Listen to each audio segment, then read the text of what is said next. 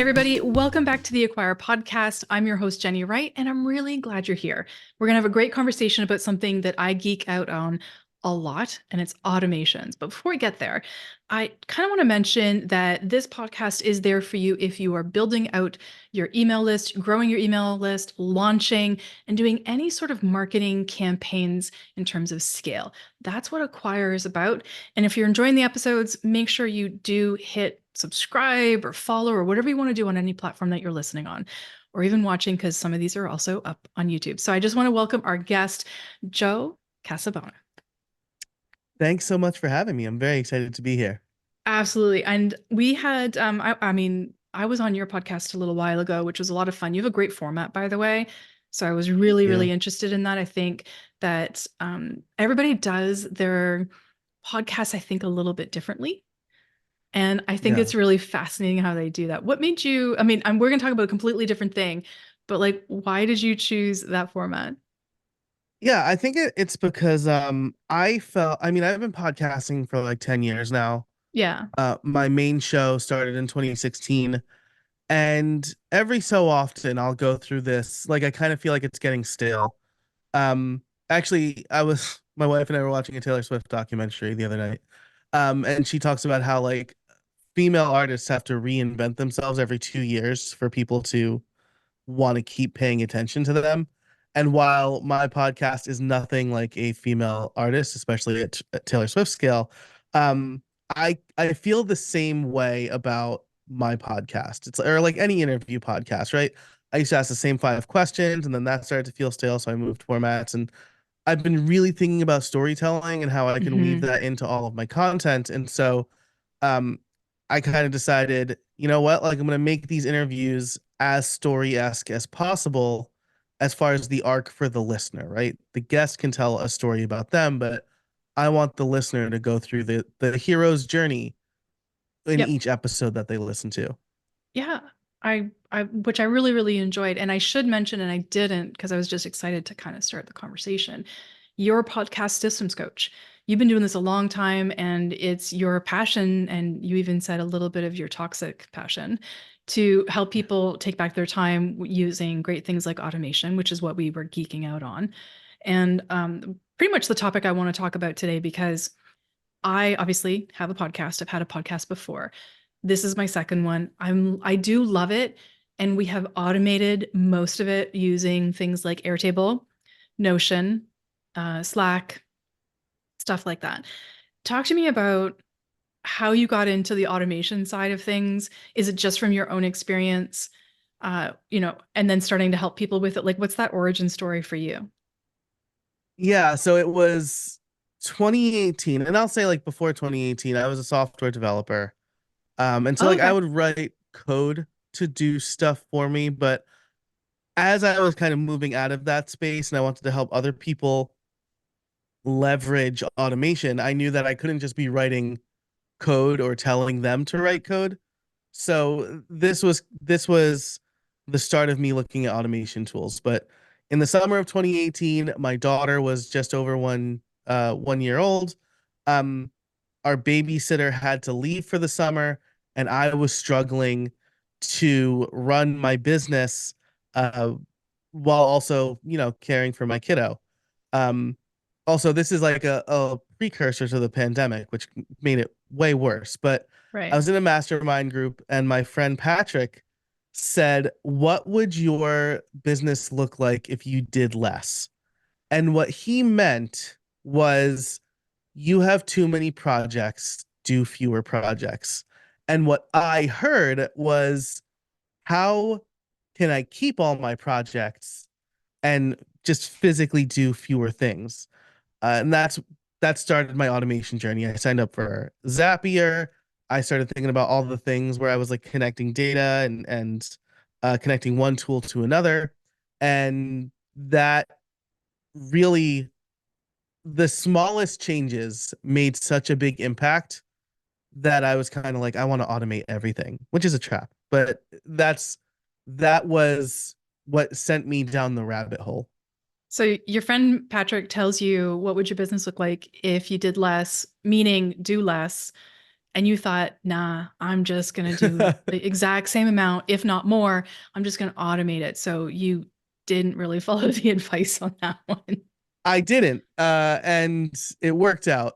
Yeah, it did. But the timing is pretty interesting because you're talking 2018. I think everybody already knows that 2019 was just leading into the hot mess of the next couple of years. And during the pandemic, the amount of people who are actually listening to podcasts and also having podcasts skyrocketed. It went nuts. I've never seen so many podcasts pop up in my life. And also, my numbers went like crazy because people had all this time on their hands. Mhm. Did what you were doing starting in 2018, did you actually see a massive increase in like your clientele and, everything that was happening? Did you see that happen during the pandemic? Was the timing just perfect for you?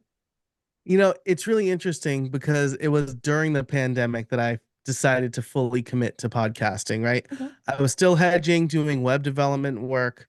My show was sponsored and accounted for about 30% of my income from sponsorship money at the time.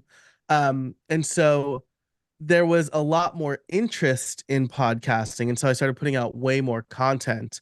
And I Hmm. would say that my authority started to grow at that time, but my client base didn't really until a couple of years later when I kind of found the right fit for me, right? Because I was like, Hmm. I'll just teach people how to launch a podcast, but like every podcast hosting company has a guide on how to do that. Yep. And everybody who's ever started a podcast has had that thought. And they're like, I'll put out an online course to show people how to launch. And so like that wasn't a way for me to, I'm sorry if you've done that. And I'm like insulting Totally anybody. haven't, by the way. Yeah, okay, great. So and I thought, how can I show people that I'm not just like a guy who launched a podcast Hmm. and want to just teach people what I did one time. I thought maybe how to make money was the way to do it because my show was sponsored from before episode one. And then I got a question in 2020. What year is it? 2022. Um, where the intro was like, he has three kids and runs three podcasts. And someone was like, tell me more about that. And so 2018 set me on the path. And that moment in 2022 is really what solidified what I'm doing today. What made it like what happened from that? What did it create? It, it really, I mean, before that, I was just kind of saying what I thought people wanted to hear. Hey, Hmm. how you can make $10,000 with your podcast. And then my friend Justin Moore was like, hey, companies spend more than that on their podcast. Like that doesn't mean anything to them. And I'm like, No. great, makes sense. Um, and so when her name is Annie, she became a coaching client of mine. When she asked about that, I was like, this is the language. Like this is going to be like the nexus language for my Hmm. copy, right? How can I do all of these things and still be a present dad? And so that really unlocked something in me that it made me realize that like, yes, lots of people use Zapier, Hmm. but not everybody's brain is wired to like constantly think that way. And especially when you move out of the software engineering or software development space, I feel like that group of people shrinks even more. So I feel like I'm pretty uniquely positioned to do both podcasting and this kind of advanced automation that I can do. It is a skill. I completely think it's a skill. I'm technically savvy, which is great. And I can rabbit hole down the tech side of things for hours and days. Like I talk about my tech stack. That stuff is fun for me, but it's not fun for a lot of people. Yeah. Yeah. And I mean, you have to train yourself to like, I was talking to a friend and he's like, hey, how do I connect this to this? And I'm like, oh, you would just, I kind of rattled off the solution. And he's like, how did that come to you so quickly? And it's because I've been programming. Like I've been programming for my Mhm. entire adult life and all throughout high school too. I I've just wired my brain to think like a computer thinks. And so I kind of see this is weird. This is very heady, but like that's the process. I think in processes like that.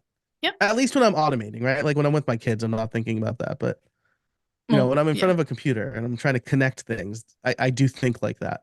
It does take training to think of that. It's also a lot of problem solving. So you have to be able to say, okay, well, that didn't work. Let me go back, retrace, try Yes. this, retrace, because that's a coding thing, right? And I'm not a coder by any means, but I know that there's like retrace my steps. Okay, now try this. Nope, that didn't work. Go back and so on, which is great. One of the things that I was reading about you when I was researching for this episode is that sure, you do the automation piece, but you're also showing people how to monetize their podcasts, how to grow their podcasts. You said that yours was sponsored before your first episode was out. So, can you share a little bit, like I know that's part of your coaching IP, but can you share a little bit about your process, like what do you do to get people to grow? What do you do to get people monetized? Certainly, yeah. So the reason I kind of try to make it a package deal is because there's this push and pull between investing in tools and a VA and an editor and not having money to do that. Mhm. And so I try to find the right balance with people. Like if you're willing to invest a little bit into an edit or a VA to take some of that stuff off your plate, then you can spend time pitching sponsors or thinking of other ways to monetize. And so the first part of my process is I will kind of walk through the mission statement. If they don't have a mission statement, if my clients don't have a mission statement, we'll define one. And that is basically who is my target audience? What problem do they have? How does my podcast help them? So this already kind of filters out some podcasts, right? Like I'm not coaching like fiction podcasters because that's a whole different animal, right? Or I'm not coaching like history podcasts because like there's the target audience is people interested in history, and the problem they have is they want to learn more history, right? That's a hard, but like business owners who are looking to establish their authority. So we'll define that, and then we'll consider my smash framework, I call it, and that's like the 5 ways I think people can really make money podcasting. So sponsorship, right? People Mhm. pay you to mention them. Membership, where your listeners pay you for extra stuff. Affiliate links, and this is not like Amazon affiliates. This is like actual good affiliate programs that are like generous and worth investing time in. Uh, Oh, um, yeah, I know. in right, yeah, it's like Amazon, but then like there are some others that do like 30% recurring, right? And those I are the know. ones that you want to think about. Absolutely. You don't want Yeah, pennies, you want dollars. yeah. And then the second S is selling. So you're selling a product or service, and the H is helping. So you are helping people, coaches, consultants, course creators, who are leveraging their podcast to establish their authority, right? And Mhm. there's like a nuanced difference between selling and helping, right? Selling could be more like a product, or like you have a bike shop, or like a software as a service, right? That you're trying to sell. And then the helping is really like people want to hire you because you've proved on your podcast that you are an expert, and you understand their problems. So um based on that, based on their goals and what they do, we'll try to figure something out. If they're saying like, hey, I don't really have a product or service to sell right now, then I'm like, all right, well, let's make really good content and find sponsors, right, in your niche for your target audience. That's why we need to know your target audience. And if they're like, hey, I really I want to use this as lead gen, then okay, let's focus on growing your podcast. We're not going to have sponsors. Instead, we're going to make your call to action either join my mailing list or buy my thing, right? I've had people who that's worked for them, right? Where they just Yeah, like the call to action is sell directly from the podcast. That's never worked for me. It probably works for like a product of a certain price range. sure. There's a lot of opportunities, I think, to help people with their podcasting. I think a lot of, like you said, there's a lot of armchair quarterbacks when it comes to podcasting, I think. And this is also in my space, also, which happens. So, funny story with this. So, I'm known for creating online summits. I've done about 375, about 380, and I help a lot of clients with them. And then what I find is, and this happened years ago, not as much now, but I would have a client that would work on a summit with me. I'd be their producer. The summit would end, and then that client would go, hey, everybody, want to hear how I created a really successful summit? let me show you how. And suddenly this person would have a course or a lead magnet. There was even a woman over a decade ago who announced on YouTube, and everybody sent it to me, that she was going to create a how to for a summit, and she was using my materials. Mm, So that's unfortunate. But yeah, so there's a lot of people who did, like, I did it once, I stayed at a Holiday Inn, I can do it kind of thing. yeah. And not saying that they can't, because a lot of people can take information and figure it out and then be able to share it and help people. They might have their own personal perspective. But when you've been doing it as long as you have, and you've had, I mean, 3 podcasts, and you're busy and whatnot, you've figured out a couple things. So you know a lot about the ins and outs. Yeah. How I the think it's Go ahead. I think oh sorry, yeah, I think it's like a light bulb goes out in your house, right? Yeah. And the first thing you do is change the light bulb. And if that works, you don't say I'm a master electrician, right? No. You know how to change it. You change the light bulb once, right? Yeah. What happens if changing the light bulb doesn't work? Well, now you got to cut the power to your house. You got to see what else isn't working. And that's the difference between somebody who did it once and someone like you or I who've been doing this for a long time. We've seen way more than just the solution to change the light bulb. Yeah. We do. And we know where to look for the problem, Yes. Yeah, exactly. which is why people go, how did that get, like, how did you think of that? Which I think is phenomenal. So one of the things that you have on your website, what I found really interesting, was that you can help people save like 12 hours while they're trying to produce their podcasts and whatnot. What systems and processes, or what tech stack do you recommend that people look at when they want to sort of shave time off of all the production for creating a really successful podcast? Yeah, so I tell them to make a list of everything they do for their podcast. And like it Hmm. has to be deep. This is like one of the I think this is one of the most valuable things for doing like at least an initial call with me is Yeah. most people are like, okay, well, I find a guest, I record, I edit, I publish. I'm like, no, no. Those are the headlines. Let's go to how do you find a guest? How do you reach out to the guest? Yeah. What form does the get? How do you book the guest? Is it email? Is it Calendly? Is it whatever? And so we really dig deep on that, and then we go through a list, or I have them go through the list, and put a check mark next to everything that they, and only they can do, Hmm. right? And they will usually find that talking, maybe outlining, maybe scripting, is the only are the only things they really need to do, right? Now, I like to find guests myself, right? That's Yeah. something I prefer to do, and I, sure, I could pay a researcher or somebody to do it for me, but I use a service called Podmatch, and that does a really good job of, yeah, oh, yes. Yeah. Yeah. Yeah. I'm on Podmatch too. Yeah. So Yeah, yeah. it's great. Shout out Alex Stanfilippo. He's just like the Alex nicest guy. Sanfilippo for sure. Yeah. So that I choose to do, but somebody can definitely do that for me, right? And maybe you choose to put together the show notes, but we want to figure out everything that you don't need to do.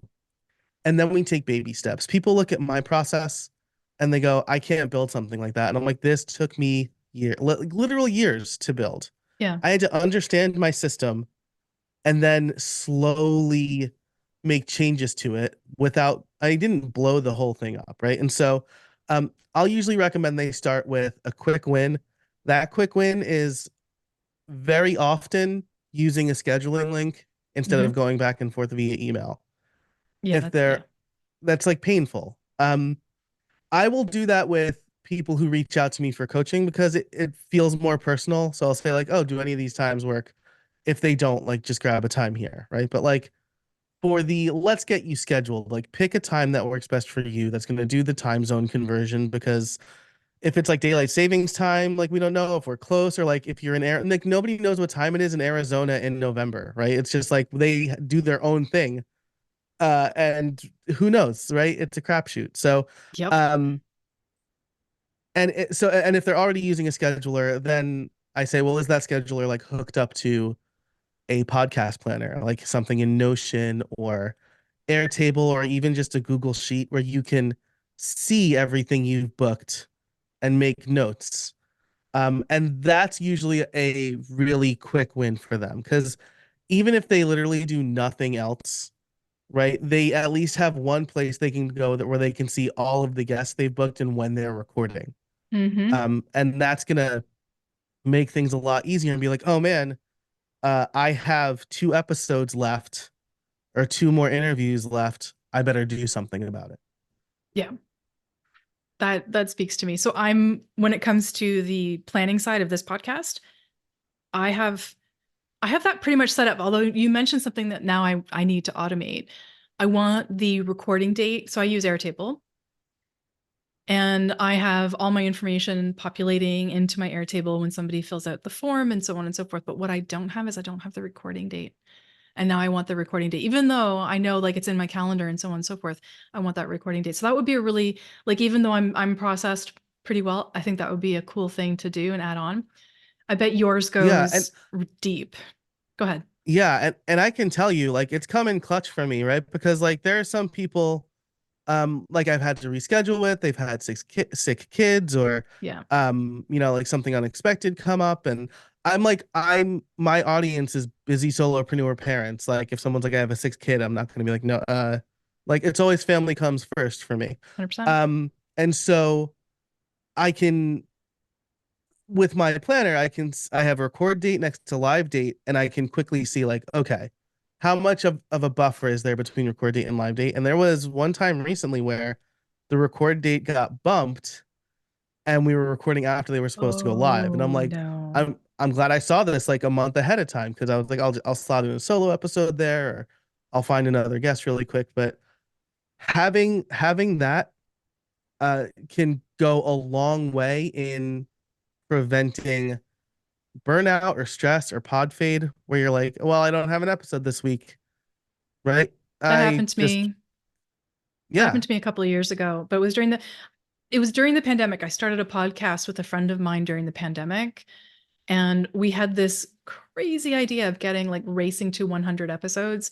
We were Mhm. putting out 3 episodes a week, Wow.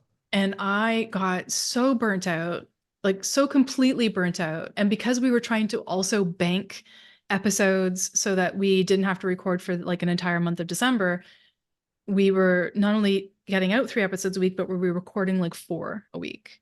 Hmm. So long story short, I got like to the point where I was like, I can't do that schedule anymore. And when the schedule changed, then it was, we don't have an episode this week. Well, oh well, right? And I think it kind of makes you almost resent the podcast a Yeah. little bit. Yeah. Or it at least like gives you permit like, okay, I was diagnosed with type 2 diabetes in 2021. Hmm. And for a really long time I consumed like no carbs, right? Um, and then like my A1C was really good. I talked to my doctor and he was like, you can make exceptions here and there. Mm. Um, but I made an exception at the, special event dessert. Great. There was one day where we had no food in the house and I made an exception. And then I made another exception. And then soon I was like, my blood sugar wasn't looking so great. And I had to kind of get back on the wagon. So like you don't want to burn out. You want to plan accordingly. But if you miss 1 episode or 2 episodes, then that kind of sets you down a path Yeah, of, slippery slope. yeah, yeah, I'll do whatever. I'll just publish whenever. Yeah, And absolutely. that's lethal for a podcast where consistency is really important. It is. And I was actually just going to talk to you about that because one of the things that you also help people do, and I want to get into this, is you help people grow their show, basically. So how do you help people? What is the like the process of getting somebody who's only maybe getting like 25 downloads per episode and help them increase that? What strategies can they use? Yeah, so I have a 7 point growth framework. I love frameworks. Where this is part of an audit that I do, but we basically look at the positioning of the show, the type of content they're doing, the format of the content, and then how they're getting in front of other audiences, right? So, one of the reasons I changed the name of my show recently Hmm. is because the name did not match the kind of stuff we talked about, right? Imagine, like, I don't know, I've got three younger brothers, and so one of the pranks that we would do sometimes to each other is, buy like get a box of a present that we really wanted and then have like something stupid in it. So we'd get Oh really yeah. excited, like, oh my God, I can't believe you bought me an Xbox. And there's just like a fake dog turd in it or something. Sure. Um, Okay. the point of this, right, is that the packaging needs to match what's on the inside, right? Yes. And so if your show is called the Joe Casabona show, which I don't recommend because I wouldn't even call my show that, or it's just some generic name that doesn't speak to anybody, there's a problem right there, right? If your artwork has like a microphone on it, or like your well, so I don't want to insult your podcast, but like the No, go for it. No, face, I have a thick skin. If you want to go for it, great. go for it. Great. So a lot of podcasters like putting their face on their artwork, right? Like Mm-hmm. front and center, like Dave Ramsey style. Mm-hmm. And that is not great artwork unless people already know who you are, Mm-hmm. right? I can tell you that when I changed, because I did this, the idea there is like they say faces on YouTube are like on the thumbnails are the thing that attract people. But the thing about YouTube is that you have enough room for like a profile photo or a face, Yes. and then also work like more context, Yes. right? You don't have that luxury with podcast artwork. I can tell you that when I put my face on my podcast, my downloads dipped. Like it was like a very clear correlation, like Okay. looking back on it. Well, Um, Acquire does not have my face on it. I, I didn't think it did, and so, but I like hesitated a little bit, right? Yeah, I can like see your artwork. It's like pastel-y kind of pink colors, right? Yeah, and it's arrows all going up, different Yeah, right. arrows all going up with just Acquire across it. Yes. I love the arrows motif. I actually did that for my show too. I've got like arrows of sand going up through an hourglass. Yeah. Um and so yeah, I think that's also really important, right? Because your artwork needs to attract people, much like a book cover does. And like unless people already know your face, um they're not going to be attracted to that, right? I'm not saying you're not attractive. I'm saying people are not drawn to artwork unless they recognize the face. Sure. And then same thing, description, and then I go through like the episode titles and descriptions to make sure you're not just saying like episode 5 with Jimmy Jam, right? Yeah. Um, Yeah, that makes a we want difference. to open a curiosity loop for those folks. So we get the packaging and positioning correct with your podcast because that'll help it with discoverability, Hmm. and then we look at other growth tactics. And I mean, the biggest and best one, this, is guesting on other podcasts, right? Absolutely. Because that's where we talked about this pre-show, right? Yes. My favorite show is Friends. I love that show. Yeah. Okay. Friends was getting, um, I don't know, 13, 14 million views a week, which is good, but in the 90s on NBC on Thursday nights, not amazing, Yeah. right? Yeah. CSI was kicking their butt, Yeah, exactly. or ER or something at the time. Yeah, Yeah. for the young yeah, for the younger generations, right? Like NBC's Thursday night lineup was legendary. And so in Friends, in the middle of season 1, they did a two-part episode called The One with Two Parts. And in part 1, they had some of the cast, Helen Hunt and somebody else from Mad About You. And in part 2, they had George Clooney and Noah Weil from ER. And that was like a mega crossover event. And so Mad About You led into Friends, Friends led into ER. And so the people who were interested in either of those shows just kind of stuck around for the entire 2 hours. After that, Friends was getting between 21 and 27 million views per episode. Wow. Yeah, like big, big gains from doing a crossover event with other shows that had bigger audiences and Hmm. similar audiences, right? Yeah, sure. Like, Episodic. um, Yeah. yeah, like Yeah. CSI Miami. When wouldn't have, or CSI Miami wasn't around, but CSI or Law and Order or Homicide, like those They wouldn't have shows, fit. Yeah. But they wouldn't ER, have because fit. it's got a little bit of the drama storytelling, Mad About Yeah. You. Yeah, absolutely. Young 20 somethings trying to make, like young 20 something professionals trying to make it in a big city, Yeah. balancing work and life, right? Like Yeah. resonance right there. So, Okay. yeah. So always, I recommend five podcasts if I want to do the audit, five podcasts that you could potentially swap with, how to pitch them, and then how to find more. What's your recommendation on how many? So I'm a big believer in using other people's audiences. So I guessed, obviously, I have this podcast, but I guessed, and I also speak on things like summits and so on. So I always believe in using other people's audiences to bolster your own. How many like guest podcast spots would you recommend that people strive for on a monthly basis to be on so they can create that, sort of that reputation slash exposure slash continued, continuity of creating that, like just getting on other people's podcasts to create, content and also grow your list and so on. Yeah, that's a really good question. I don't know that I have a set number because it's going to depend on what you're most comfortable with and um what your schedule allows. I try to do 4 or 5 a month. Mm-hmm. And like 4 or 5 a month is good because some will come out like the next week. Mm-hmm. Some will come out like 4 months from now, right?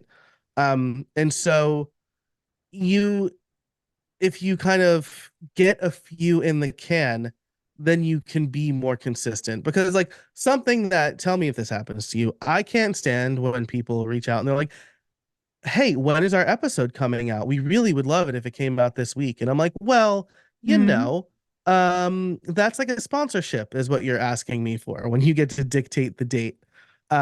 So I'm really upfront. I think I told you around the time your episode's coming out for my show.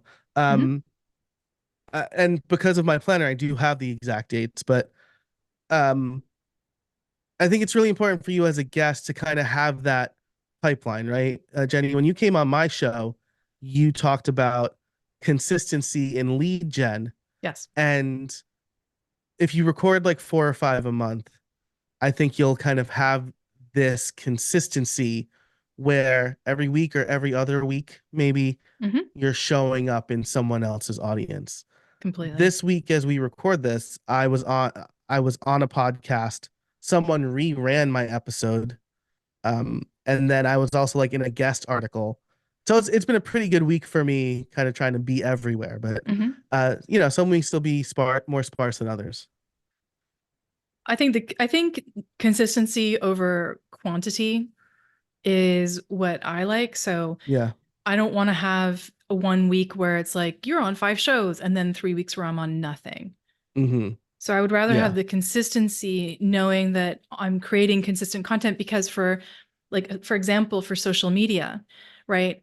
I will, if I'm appearing on a show, I will take a picture or I'll talk about it or I'll say, like today I put up a story the day that we're recording this. I'm like, hey, today I get to record with Joe. I put it up on my stories on IG and I tagged you. So for me, that creates consistent content on my social, which supports what I'm trying to do there and also means that, it shows that I'm doing the work, right? And I can lead by Yeah. example in that way because I'm always telling my clients, guest podcast, get out there, be on other people's audiences. It's free freaking exposure, and a lot of people are like, well, I'll wait till my website's done. I'm like, no, don't wait till your website's done. Do it now. Send them to a link Yeah. tree. I don't care. Like I just get over, like I want people to get over the things that are holding them back. And I think one of the things that you do is you help people get over some of the things that are also holding them back in the podcasting space. Like lead gen, I'm like, just get over yourself, do the stuff that I need you to do, and you'll see wins. And on the podcast side, it's like these automations are going to make a lot of difference. It's going to keep you from spending all the time in the weeds and also means that you get to, I mean, if I get 12 hours back, I can Yeah. do I can do more founder stuff. I can do more founder. I can find more clients.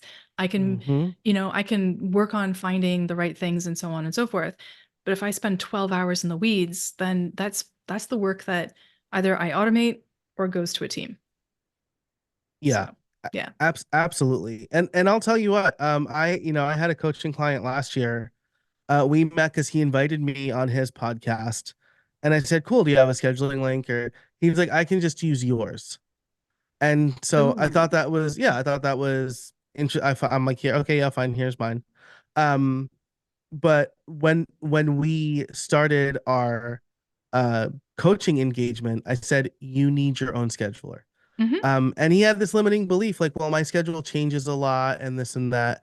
And I said, even if that is the case, using this initially, even if you have to reschedule or Hmm. change it, is going to save you a ton of time.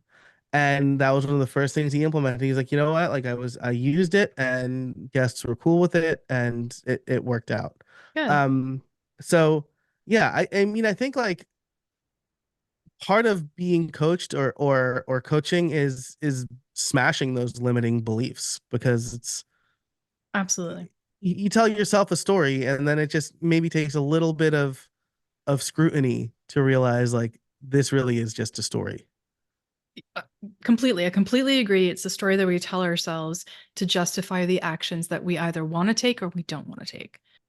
So I was at a conference a few weeks ago and we were in this new hotel and I was walking to my room. And this hotel was really creepy. It was like a long, like shining-esque hallway. And I'm in my head about, we weren't in a great part of town. And I'm like, what if, something happens or someone followed me or someone's here. Sure. And then I get to my room and the door is open a little bit. Oh no. And I open the door and peek in, and the carpets are ripped up. And my heart starts pounding. I'm freaking out. I open the door all the way. That room was being renovated. My door was the next one down. Like I went to the wrong hotel room.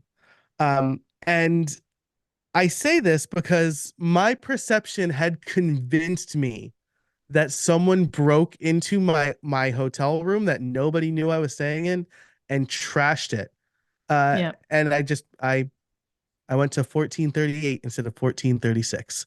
So, the stories you tell yourself can really have this effect on you. And just having an outside voice, right? If my friend was with me and they're like, Joe, you're at the wrong room, I'd have been like, oh, right, I'm at the wrong room. Um, so a coach or a consultant or even a friend or a mastermind can really help you get over some of those hurdles. Completely. I see that's the power though, I think, that we have in being able to support people as coaches. Sometimes it's tough love, Yeah. which, I say with a smile on my face because as a Gen Xer, I don't mind giving a little tough love. And I've definitely received, I've been on the receiving end of a ton of it.